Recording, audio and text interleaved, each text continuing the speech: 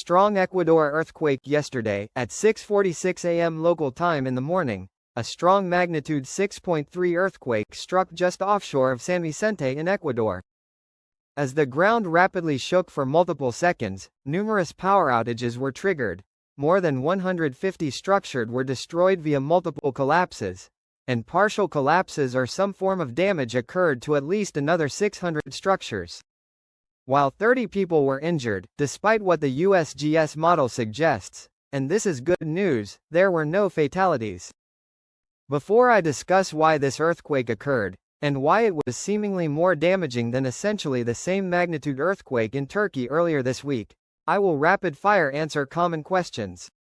Is this a precursor to a larger earthquake? Common questions: probably not. Only about 5% of earthquakes worldwide are foreshocks, and the associated fault which ruptured has experienced multiple magnitude 6 and 7 earthquakes since the beginning of the 20th century, so a larger quake there anytime soon seems unlikely while technically possible. Will this trigger a volcanic eruption or volcanic activity at one of Ecuador's many volcanoes? Almost certainly not, as volcanoes need to experience at least MMI5 or greater shaking to theoretically have a chance of activating a volcano already close to producing an eruption.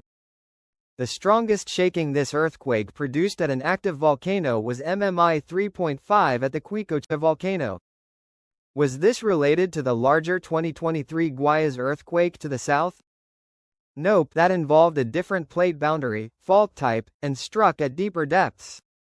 Yesterday's earthquake occurred on the zone marking the boundary between two tectonic plates. As, to the west of northern Ecuador, the Nazca Plate is subducting underneath the North Megathrust quake Andes Plate.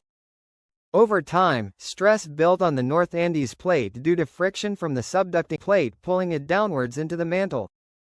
This stress built up until it overcame the friction being applied to it, causing what was likely around a 20-kilometer-long portion of the North Andes Plate to snap back upwards.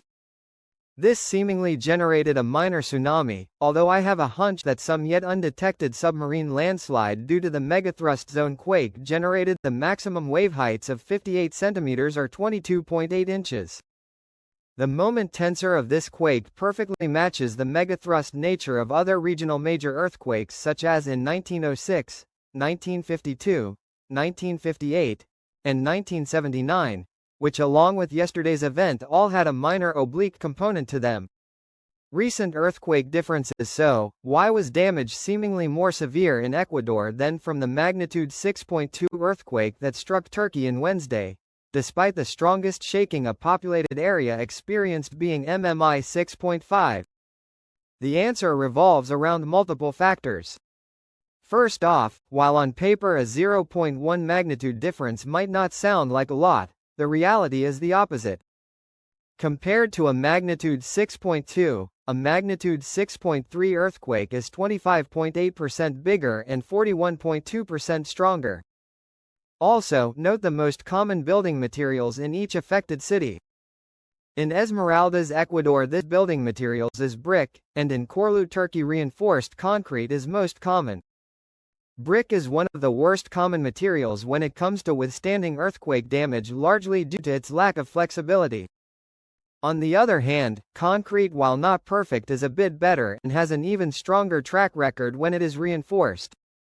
And that is why Ecuador saw more than 100 structures collapse while Turkey only saw one structural collapse from an earthquake that essentially had the same magnitude. As a final note, I would like to thank this channel's patrons on Patreon and channel members on YouTube.